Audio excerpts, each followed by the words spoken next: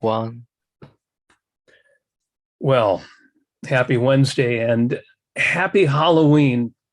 And it is Peikoff Wednesdays with James Valliant and me, Robert Nasir. And just before today's show, Mr. Valliant, you sent me this. There's a somewhat unsettling statistic from just a couple of years ago. Almost half of the people polled actually believe, no, not in religion, even half people believing in modern Christianity is bad enough. No, almost half actually believe in ghosts. And imagine this, 7%. You're in a room with 100 people. 7 people in that room actually believe in vampires.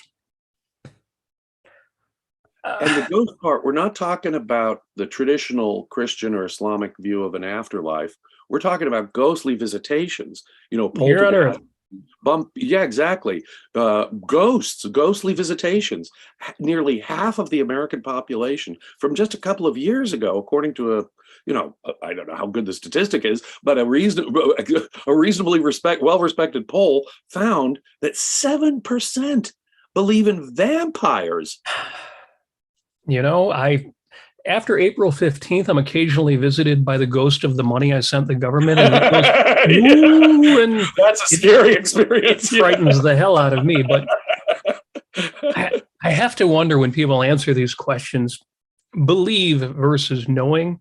Right. We could get into a whole topic of that. But yes, compared to that, the occasional horror film or even a glance at Edvard Munch's silly painting. But that idea sets the context for Halloween. In my experience, there are two kinds of people who appreciate Halloween. Yes. One, they appreciate the fun, the opportunity to dress up in costumes, have some fun, interact with their friends, go to parties, the idea of also spoiling children. And in fact, on this day, there's something charming about that aspect that I think is irresistible about the American celebration of Halloween. On the other hand, if you really were a believer in this, there are religious groups in America that ban the celebration of Halloween precisely because they think it's satanic or it's invoking ghosts or these demonic forces out there. If you were to take it seriously, it would be, what a horrifying worldview, what a horrifying metaphysics to live with. It really is. We talk about extreme religions, Christian Science, and different religions that, for example, don't allow their parents to give their children medicine because God will provide. But having grown up somewhat religious, the psychological challenge of actually believing that all of us are going to hell. Now, of course, the preacher didn't say we're all going to hell. He just said what it would take to not go to hell. And those of us who were smart enough to realize ain't none of us meeting that standard. But without getting too much into that, because we mentioned horror films, and I want to talk about horror films. Yeah. And I want to talk about sad songs. And I want to talk about, we did a show on emotional shoulds, but it's not as simple as that. We are once again engaged with Dr. Leonard Peikoff's book, Keeping It Real. And James, you have picked some great questions for us to review Dr. Peikoff's answers to in the week before Halloween. So I'm going to jump right in with question number 1. Dr. Peikoff was asked, is it wrong to enjoy horror films from which I get the same feelings and emotions I would get at a carnival funhouse? But didn't Ayn Rand denounce horror movies? And I'll read the start of Dr. Peikoff's answer. He says, well, she was against horror movies insofar as they were taken as art, serious art. In other words, as conveying a view of reality. If you take that view of reality, man is depraved and monstrous, the world is mystical and unintelligible, defeat as the end, and so on, you could see why she would be opposed. If you take it as a funhouse, though, then I don't see any problem with that at all. In fact, when I was young, this is Leonard Peikoff talking, I disliked the city in which I lived, and I disliked the people that I saw, and I used to enjoy horror films because, when Frankenstein chased Abbott and Costello, well, it was different. It was not like my aunts and uncles. Frankenstein was much more interesting. Well, here you grow up in the quiet west of Canada, and all you've got are your relatives, which, okay, are your boring relatives. To Dr. Leonard Peikoff, the way he would say it sometimes, he said, yeah, when I was young, I liked horror movies. They were my refutation of the folks next door naturalist aesthetic. It certainly is a refutation of the folks next door aesthetic, isn't it? Yes. And in And his personal context, that's how he perceived it. yes. And I like that. Well, I like that he makes the point that we talked about emotional shoulds, and you shouldn't say, well, here's what your emotional reaction to a thing would be. But it does get into the question of if you have a handle on your emotional reaction, and if you're introspective at all, you should. You decide not what to feel, but what to indulge in. What to indulge in. And horror movies aren't necessarily a bad indulgence. I don't know, the word indulgence kind of carries a lot of weight, doesn't it? It does. It suggests that but in one sense, if you ask in this, is an indulgence seems to be unnecessary and extra, is sort of, it's something that's not essential to your life. And I would have to say, yeah. If there were no horror movies in this world, could I be happy? And could I find wonderful art that could inspire me? Yes. But do I find it interesting from other standpoints? The thrill chill thing. We were talking just before here about different kinds of horror movies. Back in the 1930s, even the quote serious horror movies like Dracula with Bela Lugosi, the classic, 90-year-old film now, or the original Frankenstein with Colin Clive and Boris Karloff. Those movies were set in what seemed to be another universe, a sort of a stylized universe, almost as though the opposite end of the Fred Astaire, Ginger Rogers benevolent universe. There was a stylized other universe of the movies from the 1930s. But then by the 1960s and 70s, we began to see horror films done in the dominating naturalist style that Ayn Rand talked about. And like Rosemary's Baby, interesting Ayn Rand connection there. It was based on a novel by Ira Levin, a writer who actually knew and was friendly with Ayn Rand for a while. His first book, Kiss Before Dying, is a great book. But by the time he wrote Rosemary's Baby, he'd obviously gone on to other aesthetic things. But the film Rosemary's Baby, it takes the idea of the birth of the Antichrist seriously. Or a few years later, it's already a 50-year-old movie, The Exorcist, about a little girl who in 20th century America gets possessed by a demon. It takes demon possession seriously, but it treats it in a naturalistic way. Now, those films are hard for me, frankly, to enjoy, because it's hard for me to suspend my disbelief about demon possession or the coming of the Antichrist. And they're doing it in such a naturalistic, dry way that while I can appreciate the acting, I can appreciate certain technical aspects of the film, it's hard for me to really enjoy. On the other hand, like a carnival ride, and if it is no more than a carnival ride, those old horror films are actually of a much higher order. Now, as we know as objectivists, sense of life is really the source of our emotional response to serious art. If you were to ask me, do those old horror films express my sense of life? No, they do not. Because even taken as allegories, as Dr. Peikoff points out here, it's a world of terror. It's a world where we're out of control. It's a world where we're being victimized by unknown terrors. If that's your view of the universe, then, and if that's what you're saying is, oh, this is the word, this is what is important to me, this is the word, yeah, this is what my values in my world represent to me, that I'm personally responding to this, I'd look into that. But if it is just a carnival fun ride, if you are just going through the thrills and chills and looking at this dark, creepy, I mean, I find the technique of doing that, some of the lines of Dracula, children of the night, what music they make, there's a certain poetry, there's a certain artistry to those old films that you don't see maybe in the contemporary slasher, Saw 5 type horror, Halloween type films of today, which I frankly find less personally engaging, but that's me. Yeah, it is interesting when Dr. Peikoff gives examples. He acknowledges he's talking about the old style horror films. As you mentioned, the original Frankenstein and Dracula. And he says that he can't watch today's horror films, which are full of blood and gore and shocking things you just don't want to see. And that's a good question, is where would you draw the line? But we might get a handle on that idea of, when is it too much, by going to the second entirely unrelated question, except I think the connection will be obvious, because Leonard Peikoff was also asked, is it possible to play and enjoy different pieces of music from different eras based on different senses of life?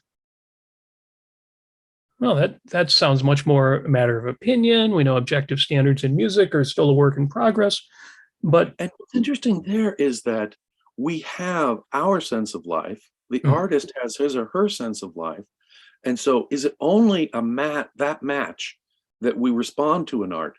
Can we respond in art to other senses of life other than the one that is maybe our dominant sense of life, and still appreciate the art? What a fascinating question that is. And the short answer is, well, obviously, because we do. But I think the bigger answer is that we need to avoid a simplistic idea of what sense of life is.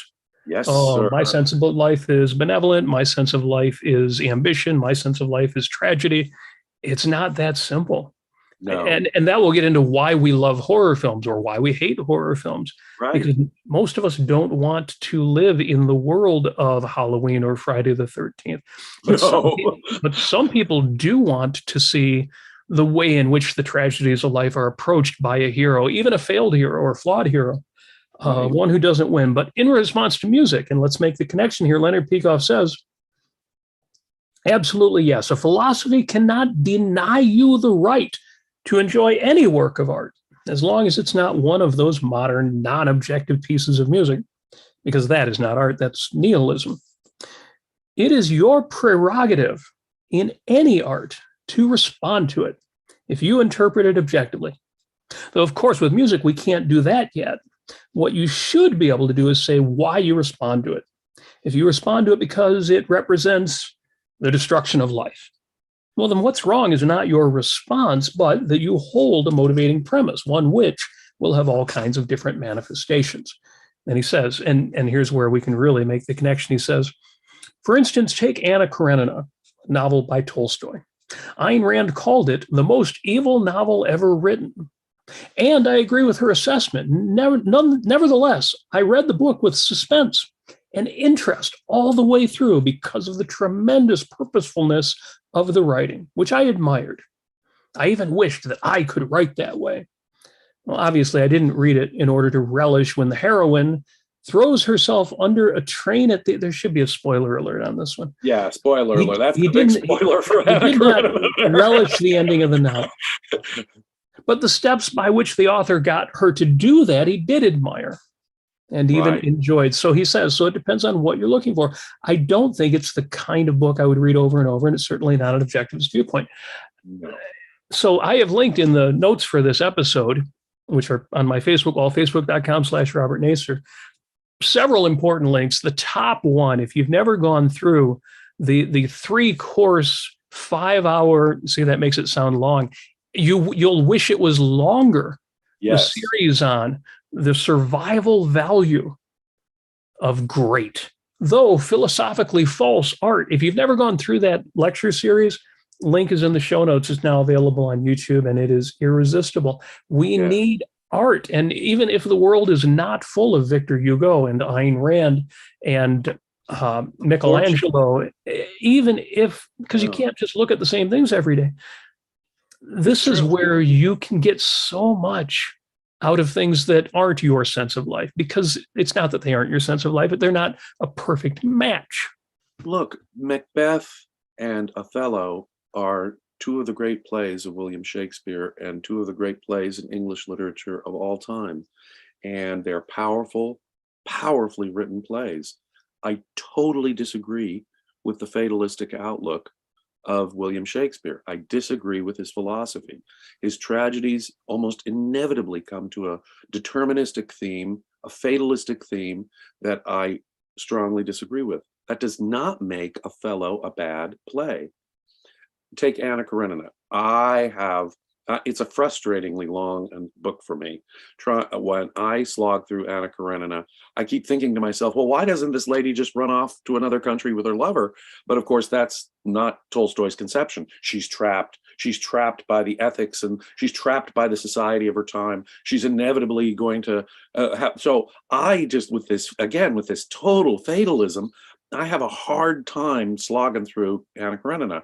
On the other hand, the reason why I was able to read it is because the writing is so darn beautiful.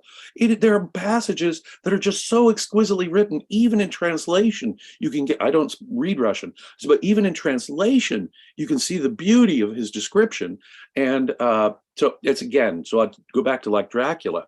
You know, when Dracula says, there's a beautifully written play and a beautifully written movie. So when Dracula says all these powerful lines like, I don't drink wine, okay, leaves it open. What do you drink, Count Dracula? Becomes the open question. So it's a really well-written, poetically written play. Now, again, like with Shakespeare or Tolstoy, and I'm not comparing Dracula on the scale of Shakespeare or Tolstoy. I don't think it's that great in terms of its writing, but it does have poetry. It is this amazing allegory that's written in such a creepy poetic style that you can appreciate the artistry of Dracula. You know, the children of the night, I don't drink wine, the Renfield, rats. Now, it's a dark sense of life, but it's brilliantly presented in poetic form. And if you're appreciating Dracula on that level, well, yeah, you're appreciating the artistry, the drama, the skills that it took to make that play, or Anna Karenina, or Othello. There's actually good poetic stuff in all of that material. And if you're appreciating it on that level, what's wrong with it? Yes. You're appreciating an artist's, stylized presentation of his or her values, even if you strongly disagree with those values. Yes, it is evocative and compelling. Right. And that just those experiences of being drawn in by a masterfully created presentation is an end in itself. That in itself is an experience you want.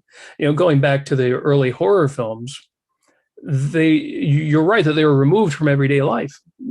Transylvania never existed. I know it's a place on the map, but Transylvania or the Bavaria of old horror films, these are places that never actually existed. And they're compelling. They're evocative. They draw you in. You want to experience that. You don't want your neck bitten or for a monster to chase you across the landscape, but it's compelling. And we don't want to be simplistic about these things. There's some great conversation going on in the chat, incidentally. And by all means, please join us in the chat.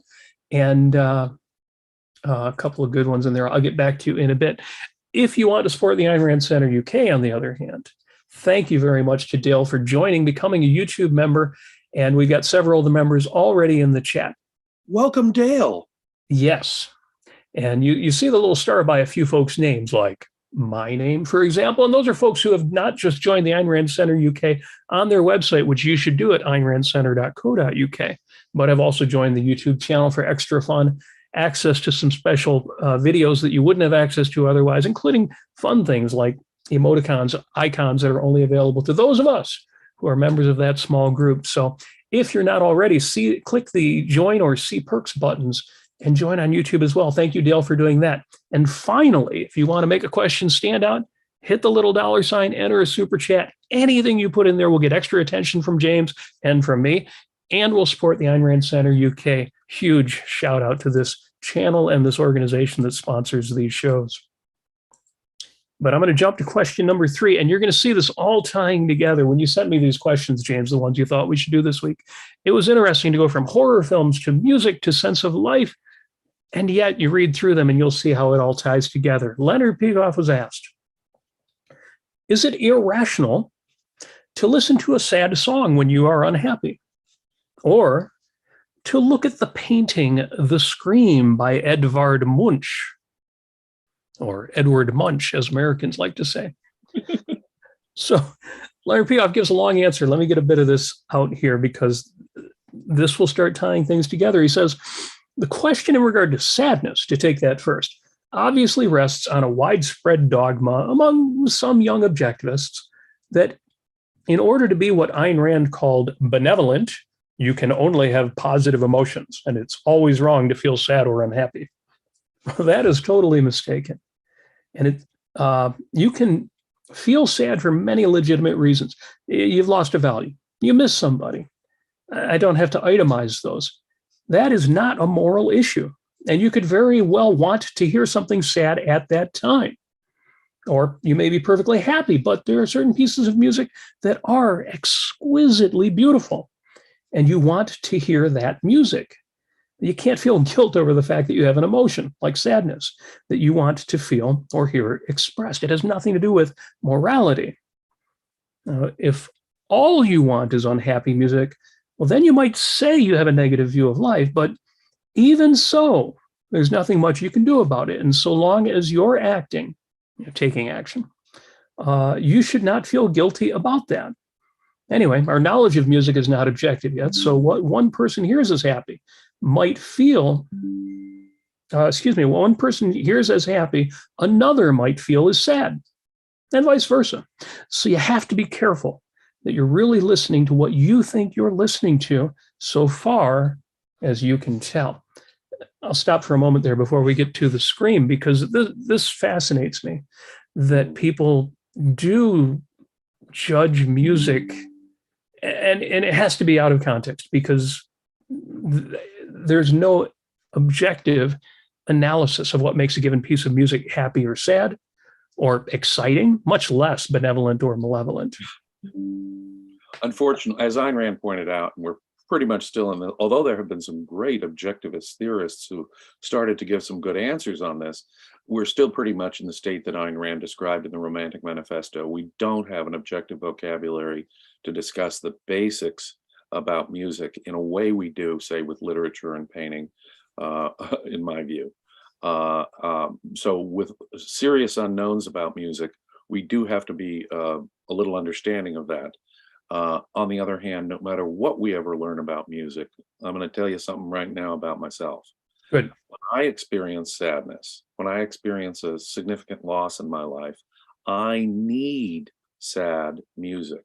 It helps me psychologically process the grief, experience it. I want to feel the loss, the complete loss fully, in order for me to grieve it properly. And so a piece of music that an objectivist might find, wow, that's just so sad. The second movement of Beethoven's Seventh Symphony, or Barber's Adagio for strings, one of the most heart-rendingly sad pieces of music you'll ever listen to, are the kinds of music that I will on purpose listen to in that context. Now, is that the music I normally like to listen to? No. Does that reflect life as I see it? No. But when I'm in that state, there is nothing better for me than to listen to a sad piece of music. Yes. Or to experience, in other words, it's not that sharing with just anybody helps. It's that sense that, yeah, it's okay to grieve because this really was a loss and this is how it feels. And I want to go all the way down to the depths of how far it feels. But you see, as an objectivist, that pain only goes down so far, so that I can recover, turn it around, recover my benevolent universe, and then want to listen to the equivalent of my own tiddlywink music. Yes. The tiddlywink music, it's not Ayn Rand's tiddlywink music. It's but my happy, light music is my normal sense of life, my normal sense of life. That doesn't mean, though, that there are occasions when other kinds of art actually aren't giving me an important feedback and emotional visibility that I need in that context. Yes. And I am the first person to say all music should be in major keys and it should all be happy. And yet when I'm feeling mournful, when I'm experiencing grief, and grief is a process, a whole show could be done about that. You can't rush grief. You could make it go faster, but you start rushing past it and you will leave things that will have to be picked up later. So when I listen to Schubert or Brahms, for me, I can find the sad music, or even sad popular music. that is getting me through an aspect of grief. And I wouldn't even say it's not my sense of life. I would say it is part of life. And I have that sense of that. So it's not my sense, it's not my default, but it is a substantial part of my sense of life that I take my values seriously. And that means there's going to be losses and I'm going to have to go through that. That's a wonderful way of putting it, Robert, and I had never thought of it quite in that light. It's part of my sense of life. No, it's not the dominant or only part of my sense of life, but it's definitely a corner of my soul that needs recognition. Yeah. And when I'm in pain, that's where I'm dwelling. And so that's what I need to hear and express. Well put. It is Well part put, of, Mr. Nasir. well, thank you. It is part of the richness of life, and I want it. I want it all. I want the tragedy, because without the tragedy, my values will not be elevated. Everything will be flat. And it's fun because grief is a process. So toward the end of that, the music that you will, just as an example, because this is true of your literature and your art and your movies, your films, then I'll switch over to the blues, which is also kind of sad, but the blues will help lift you out of it. And sometimes it's too early to be lifted out of it. It's that whole toxic positivity of somebody trying to cheer you up before it's time. What a great show you had the other day on toxic positivity. Well, I want everyone to go back and look at that too. Your recent podcast on that was really brilliant in my view. I want to thank you for that. Yes, it's not that the thing itself is toxic, but it's almost as though in any context, something can be toxic. It depends on the context that makes it toxic or not. Okay? And this includes feelings like sadness and grief. They are an almost inevitable part of everybody's life. And so, in effect, how we cope with that is part of our sense of life. It is. Well, it is. Nobody stays in this valley by faking reality in any manner whatsoever. Yes, sir. And so, I did a whole show on sadness too. That is in my show notes. That sadness has a role to play. It has a job to do. That's the way I put it metaphorically. Sadness has got a job to do in your life, and you've got to let it do that job. Exactly. And then you can let it go. What wisdom there. Well, thank you. And this takes me to the Edvard Munch part of the answer, because I would say there's a limit or a line to draw, but it's not even that simple, but kind of. Leonard Peikoff goes on to say, now the screen, that painting by Edvard Munch, even if you don't know the name of the painting, you know the painting. There's that elongated face with the open mouth and the gray two hands and black, right? There's even an emoji of it now, for Pete's sake. So obviously it's universally known and unfortunately not universally despised. But Leonard Peikoff says, now the scream is pretty far out sadness. It's a good way to describe it. Yeah. If you want to call it that, if you look at that and you're able to say, yes, that resonates. That's not just a mood of sadness. That is me. That is life. Well, then, I don't say that's necessarily immoral. It would, however, tell me that I would not care to befriend a person who has that kind of fundamental response. I would say, if you think life is that horrible, that miserable, this is like the essence of modern art, a nihilistic viewpoint. Well, I don't think you should be an objectivist. So I don't put a sad song in with Munch. I don't say that it's wrong to look at his paintings. I'm talking about if you can sink right into it and feel, boy, that's life. Well, then, boy, you should spend your time with Picasso and all the rest of them. Right. I like that answer because, he doesn't say it in terms of drawing a line. And I don't think it is about drawing a line. But, not everybody in the world is going to be your soulmate. Not everybody out there is going to be one of your friends. And if there are people who have been through the kind of life where they would look at Munch or anything like that and say, this gives me consolation, this gives me comfort, this lets me know I'm not alone and other people think the world is the way I do. I'm sorry you've been through that. I hope you find something better at some point. But I don't feel a compelling need then to philosophically analyze it and condemn you. I just say, well, you go your separate way. We live in different worlds. We live in different universes. Yes. The thing is that he's absolutely right. The fact that you have an emotional response to the scream is not something that we can morally evaluate. there are no emotional shoulds, as we've been saying in recent episodes. And your reaction to any particular work of art, of course, is not a moral issue at all, ever. Now, is it a sense of life issue? Is it a philosophical issue that you might want to look into for your own happiness sake? Yeah.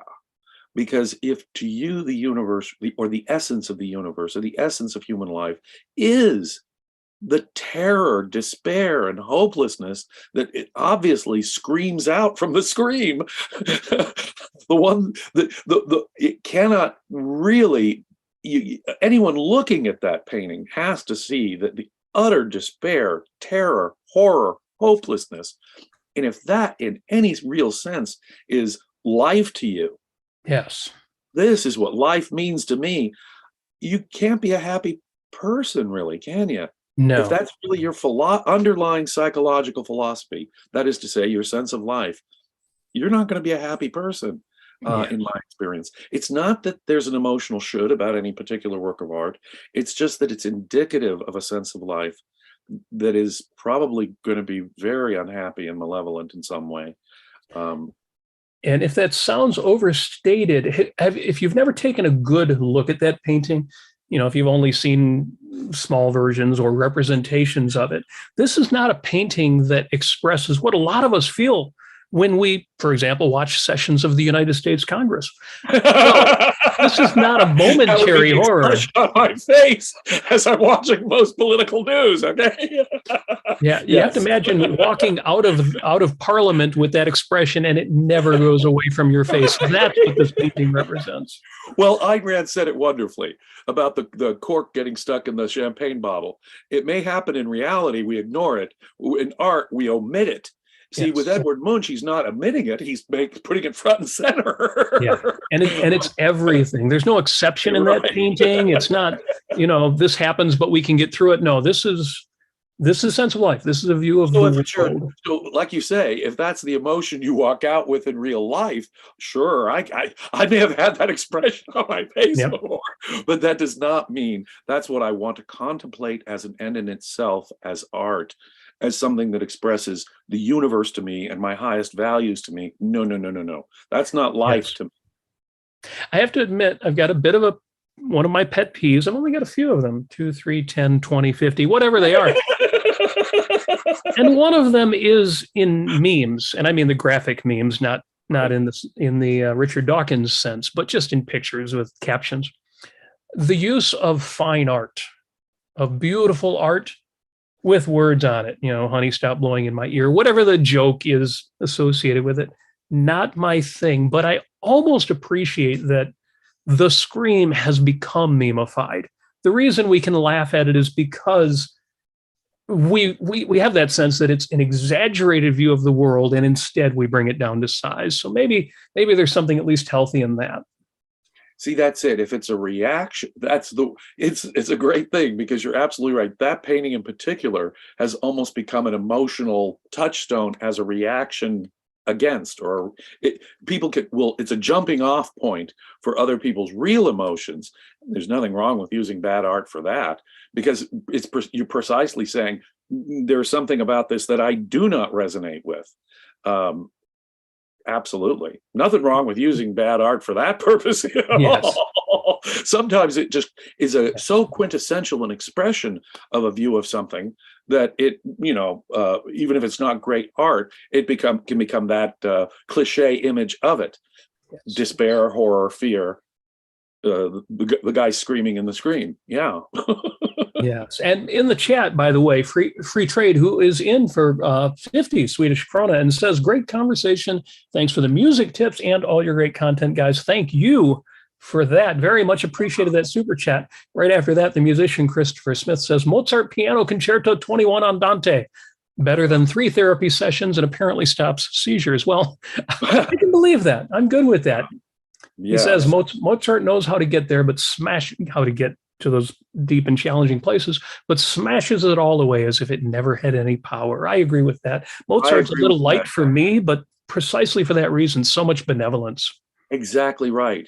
He can be powerfully sad and really dramatically sad sometimes. I mean, I think this is Requiem, but his normal sense of life is a playful, happy one, and he almost inevitably will resolve us on a happy, playful note, as opposed to that dark and serious note, which he can do powerfully. I agree. Yes. And Dale Scoggin, who had just joined the YouTube channel, is also in with a super chat. For $10 says, hello, friends, first live show. Horror movies with lots of blood and gore don't scare me. I am scared by the films with psycho killers and maniacs, such as Silence of the Lambs or The Cell. And then he asks, why? Well, James, why do you think that is? If it's just blood and gore and physical slashing, doesn't seem to be a problem. But these really psychological horror films, what do you think? I think that that's perfectly okay. I think that's perfectly natural. I mean, if someone's just going to send me through an abattoir of mutilation, how is it going to affect me emotionally other than I don't want to look at that? Yeah, meat grinders are scary, but they don't have much staying power. Exactly right. Whereas the creepy psycho killer is actually something to psychologically fear. We do live in a world where there are serial killers, where there are psychopathic killers and serial monsters out there who just love to sadistically torture people. Unfortunately, we live in a world. Free will is so broad that humans can be that awful and evil. And in fact, that creates a more creepy scenario to have an intelligent serial killer like in Silence of the Lambs. See, there's a powerful film. And because there it's good versus evil, though. You've got Starling. Now, of course, the problem there, she's got her own demons. Yes. Right? The lambs, again, spoiler alert, it's her own demons that she's overcoming. But what a brilliant character study, let's say Anthony Hopkins does with Hannibal Lecter. I mean, brilliant performance, brilliantly drawn character about this genius. That's another part of it. Evil tends to be weak, stupid, and incompetent. This idea of this super genius criminal villain is a very rare thing in reality. And so again, it violates my sense of life in a couple of different ways, but it is actually more terrifying to hear the story of a serial killer than it is just to see blood and guts. So I totally understand and appreciate what you say. Now, if you have personal experiences, there are people in this world who have survived horrific things and they simply cannot watch it. And I can totally appreciate that. I mean, why should you even watch this? I don't want to see anything like that. I've been through that in reality, thank you. Veterans of wars, police officers I've known, they simply can't sit through blood and guts because they see it in real life enough. Again, if it's just blood and gore, as Dale says, it's one thing, but it's and not just for me, more than the psychological drama is when they draw morally impossible scenarios. And outside of the horror genre, you've got the Joker and the Batman. Films. Yeah, but I was about to say the worst of that is Saw, where they give you impossible conflicts. All of which require horrific action. What limb are you going to have to saw off?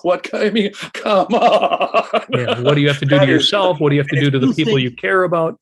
And honestly, if you think that is the essence of life, I would definitely look into my psychology on that. The essence of life is not which limb am I going to have to saw off to survive, or which friend am I going to have to see die for any of us to survive. No, that is not what life is all about. That is not the essence of life. And to you it is, I feel very sad for you. I'm not going to impose my emotional shoulds on you, but I would advise seeking psychotherapy. I have to think the script writers of films like that have just gotten to the point where they think, well, this is my genre. What's the absolute most horrific thing I can come up with? Right. Literally the most horrific thing I can come up with. Right. Literally. and the funny thing is that just like the effective altruists, well, there's a connection to make. They don't want to just kill everybody. They've got to make you still care. Still think there's a chance, or still have some kind of values. You can't just be like the old version of Peter Singer was, give everybody everything you've got because altruism is the moral ideal and children are starving in Africa. But the new version of Peter Singer and the effective altruist is, no, don't give them everything you've got. They need to keep bleeding you. The most you can give is to stay on the rack. Right. And the longer we keep you on the rack, the better, in effect. And Yeah. tantalizing us with that value is, in fact, even worse, because you're acknowledging that there are values out there. You're just saying, Right. look, it's hopeless and always under threat and doomed. And, in effect, it's worse. It's So the worse. thing, yeah. So what makes the Saw films bad isn't even the pain and the blood and the gore, but that they build it so that it lasts, so that you care, you continue to hope, you continue to have values. So with that, on that happy note, let me jump to question number 4, the last of the 4 we're talking about today. And we'll tie a bit of this together, because Dr. Peikoff was asked, can a tragic work in which a mostly good protagonist ends up destroying himself through some tragic flaw still be considered romantic? Now here, obviously, we mean romantic in the aesthetic sense of the type of art that flows from the acknowledgement of free will, from the fact that you can act on your values. And Leonard Peikoff answers, well, definitely. Romanticism includes having a hero, and it also includes that the hero is not doomed by forces outside his control, but he certainly can be destroyed by an error that he makes. There's nothing in romanticism to say that if you hold values and if you pursue them, you're guaranteed to succeed. Mm-hmm. Yeah, I think the word guaranteed there is crucial. We could talk about the malevolent universe premise. But he goes on, as long as the character has values that are intense and motivate him, as long as he's purposeful and acts within his knowledge consistently to achieve his goal, well, then he is a romantic hero, regardless of the outcome. Perfect example would be Gale Winans in The Fountainhead, who is certainly a romantic hero. Now, you could imagine a whole novel written about him. It would be a tragic novel, but he would be admirable. Or to confine myself to Ayn Rand here, take the book We the Living. Andre and Leo are both, in that regard, tragic heroes. I'm going to skip the rest of the paragraph so as not to give any spoilers there, but he wraps up with, so definitely, yes, a tragic work can have a good protagonist who ends up destroying himself by some tragic flaw, if it's not a deterministic flaw outside of his power to control. Exactly correct. Ayn Rand wrote tragedy. We the Living is a classic tragedy. Yes. It doesn't, again, spoiler alert, just at least in the general sense, it does not have a very happy ending. And you're crushed by the ending, in effect, emotionally. On the other hand, you're uplifted by the spirit of the heroine. Yes, it's inspiring, but anything but happy. Values, she fought to the end for the value of her life, and that is inspiring.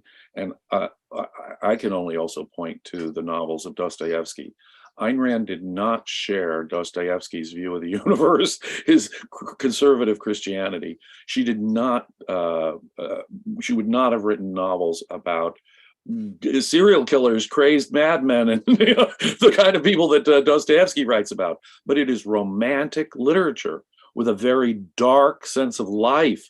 It's going to take you to the dark parts of human nature on purpose. Dostoevsky will give you psychological and moral studies of evil or crazy people. Get over it, it's going to happen. But in the process, he's going to address serious values in a serious way. His heroes will have free will. Their choices will make a difference. It will drive the plot. That's romantic literature, but with a dark sense of life that Ayn Rand herself disagreed with. But what a powerful experience. This was going to be my example here. It's kind of a Halloween-y experience. What a powerful experience reading Dostoevsky can be. If you want to open up a book and read about the moral conflicts going on in a murderer's head, no more powerful thing can you possibly read. It is, if I were to what is the great Halloween literature? Obviously people would put Frankenstein and Dracula up there. I would put the literature of Dostoevsky. It is dark. It is powerful. You're going to see the darkest corners of Russian streets and Russian minds. And yet it's romantic literature written so powerfully as to make a moral and psychological point. The only kind of novels that are that powerful, in my view, are Ayn Rand's own novels like The Fountainhead. Only there in The Fountainhead will you find something on the scale and power of a Dostoevsky novel in its moral and psychological themes, so powerfully handled. But dark as hell. We're talking about killers and people in the darkest corners of, like I say, Russian street alleys and in the darkest corners of Russian minds. That's Halloween literature, baby. But it's so powerful that you will have this creepy sense that is more powerful than any haunted house show you might go to this weekend. Yes. Way more powerful. Now, Johnny Spinoza, as opposed to Baruch Spinoza, although who knows, that might be the reincarnation of the great philosopher, says, Could be related. I think there's some catharsis in Alfred Hitchcock, The Twilight Zone, and Lovecraft. Now, I've never read Lovecraft, but I get that. And not just catharsis, but the interesting thing about Hitchcock and most of the Twilight Zone episodes is that they aren't malevolent, because even when it's primarily bad things happening or they have unhappy endings, it's still a case of folks either meeting a challenge and succeeding or failing, but essentially getting what they deserve. I think of North by Northwest, or think of the now the name just escaped me, Double Indemnity, the classic film in which we start off the film with the criminal, who's an entirely sympathetic character throughout the film. And yet it can't have a happy ending because we started with a criminal who actually committed a terrible crime. And so I understand when Johnny Spinoza says, yeah, it's not Hitchcock, but boy, it's Dostoevskian, isn't it? Yes. We look inside the mind of Fred McMurray as he's making some very poor decisions, morally speaking. Again, spoiler alert, he's sucked in by Barbara Stanwyck into committing a crime. And we see the consequences of that playing out in reality. And the bad guy gets what's inevitably coming to him, but he made a choice. Yes. See, in a sense, that's like Dostoevskian literature. We see the effect of a choice, so it creates a serious moral theme by the time it's over. But it's a study of the psychology of this guy who's lured into darkness. Very Dostoevskian. Yes. Hitchcock, you think about it. Think of a film like Rope. Rope is a story of, again, spoiler alert, and when you learn about it in the very beginning of the movie, so it's not much. There's a murder that's taken place, and the murderer is trying to hide it, but hide it in such a way that he can really get away with it, putting it right under the nose of the people who know the victim. But again, the bad guys get it at the end because there's a hero of the mind, Jimmy Stewart, who figures it all out. Again, sorry for the spoiler alerts, but you're right. In a Hitchcock film, there is good and evil, there's purpose, there's sort of choices that are made that we see the inevitable consequences of. It's far more romantic in that sense, even if it has a dark theme to it, which a lot of Hitchcock films do.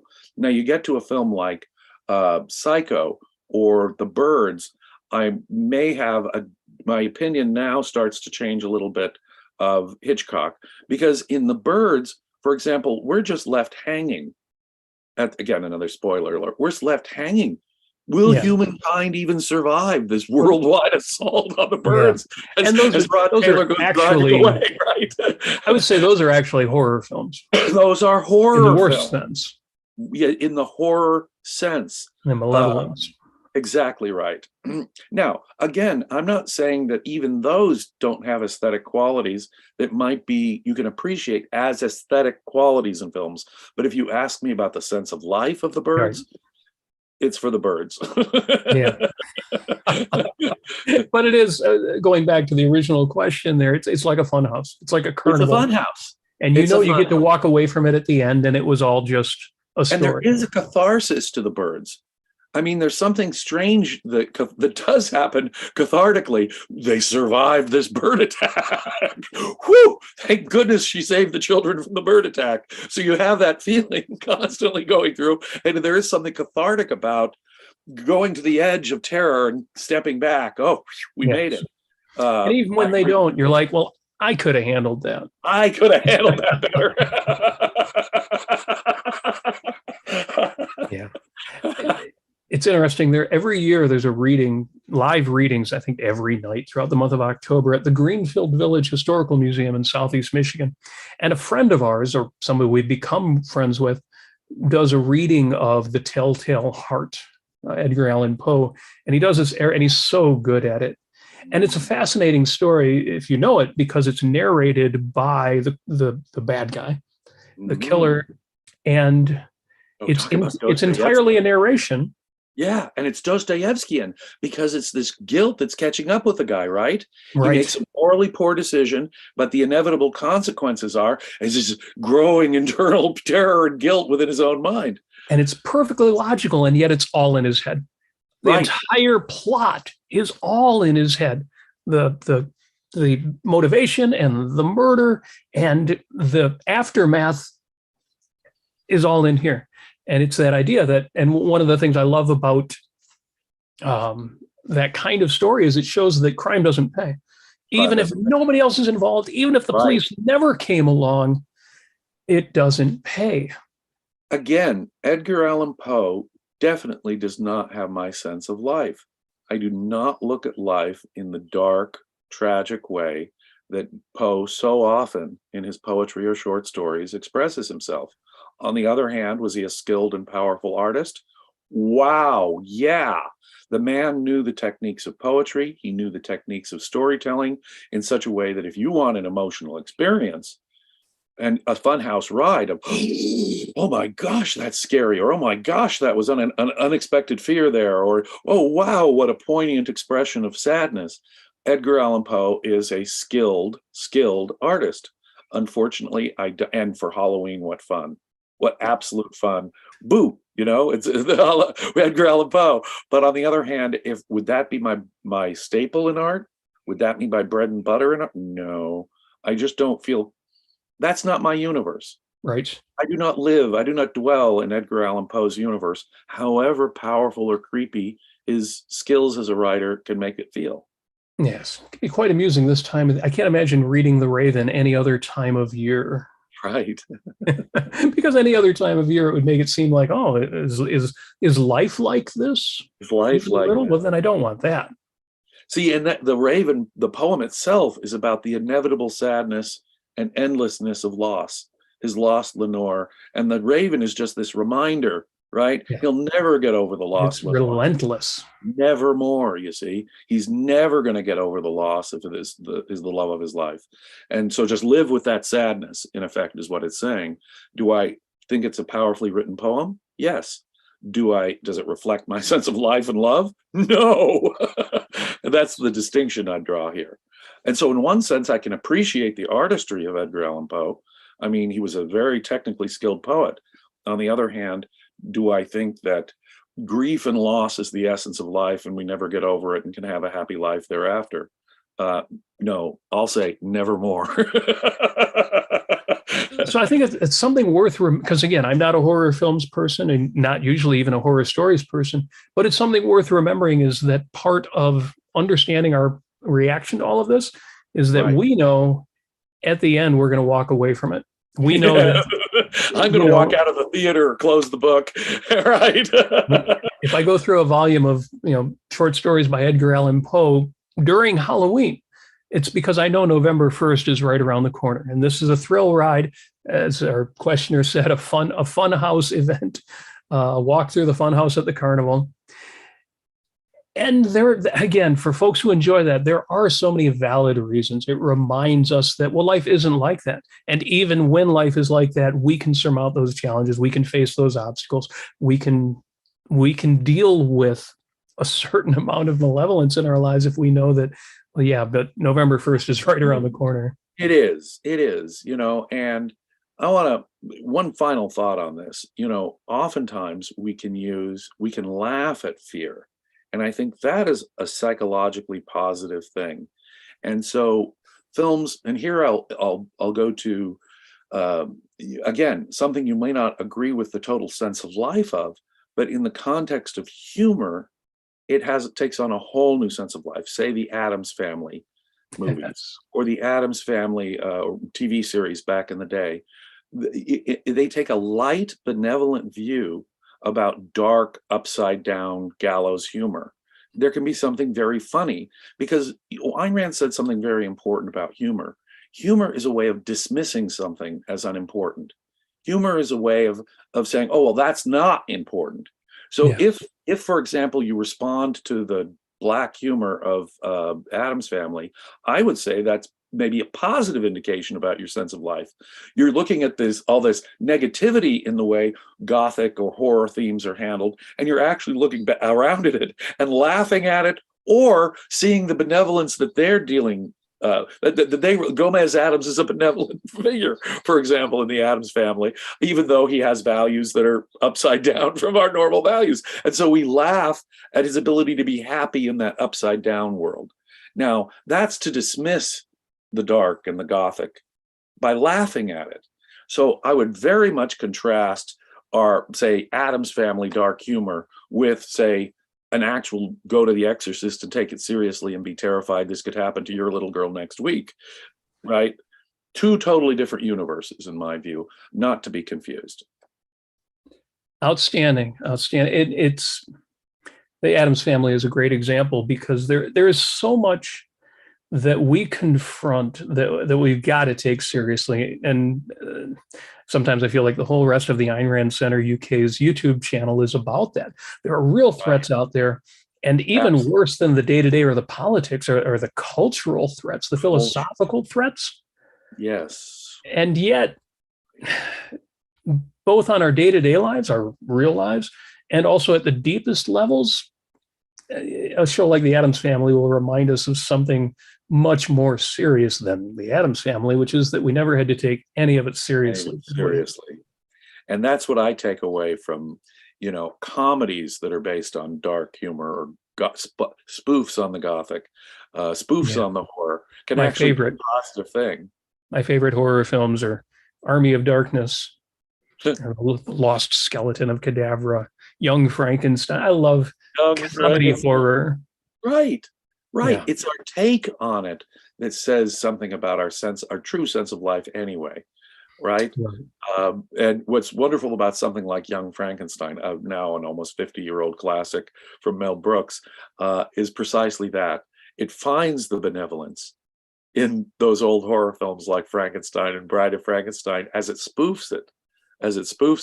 And so we can take a smile at it and say, yeah, that wasn't serious. That was just a joke. Life isn't that, in effect. And if that's it, then it's the exact opposite of taking seriously the dark sense of life and horror. Yeah.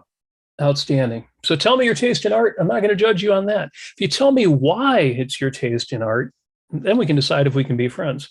I think it's only if you tell me, how dare you? You can't judge me. Well, then there might be a bit of a rift there. But seriously, it's not about, I like the right art, I like the wrong art. Just why do you like it? What is it giving you? What are you getting out of it? Absolutely. Well, thank you, James. There's no way you can judge an emotion, as we've said repeatedly on this program. The question is, try and introspect, try and understand what it is. And if it is a real positive value, then don't give yourself grief for enjoying something that your objectivist friends may not also like. It's your emotion, your value. Yes. Don't let anyone take that away from you. Never give up what you want most in life. Now, Ayn Rand did make the point in the introduction to objectivist epistemology that if we did 10% as much introspection as we do extrospection, we would be a race of giants. So I certainly encourage you, if you have these reactions, by all means, try at least best you can. You don't have to be rigorous, but as best you can, understand why you like what you like so you can get more of the good stuff without undermining your own values. Right.